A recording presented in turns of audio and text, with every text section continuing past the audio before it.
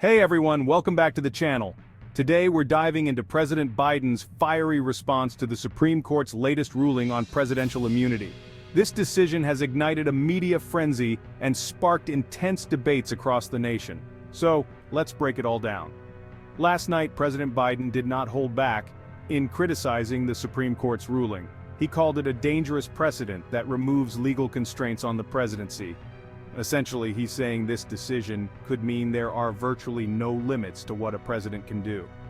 Biden sees this as an attack on established American principles. The media's response was immediate and intense. Some commentators even suggested that this ruling is like giving the president a license to thug. The media is framing this as a critical issue for Biden's re-election campaign, emphasizing the narrative that Trump is a threat to democracy. One pundit dramatically called it a death squad ruling. Now let's hear from Andrew Cherkasky, a former federal prosecutor. Andrew argues that the ruling doesn't create a license to kill, and that historically there have been very few attempts to prosecute presidents. He points out the Fitzgerald versus Nixon case from nearly 50 years ago, which set boundaries against civil litigation for presidents. According to Andrew, this is just crying over spilled milk and not the dramatic shift some are claiming. Interestingly, there's a bit of a contradiction in President Biden's stance. Remember his push to relieve student debt? The Supreme Court blocked him, but he tried to find another way to do it.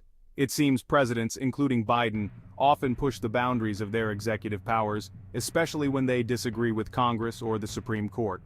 This is part of the political tug-of-war that keeps our system of checks and balances alive.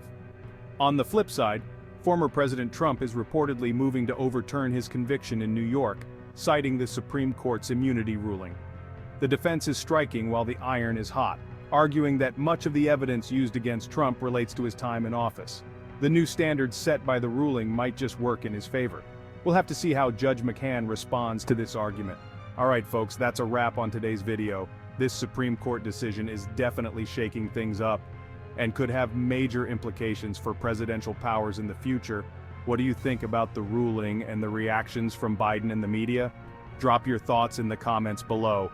And if you enjoyed this breakdown, don't forget to hit that subscribe button and ring the bell for more updates and analyses on hot topics like this. Thanks for watching, and I'll see you in the next video.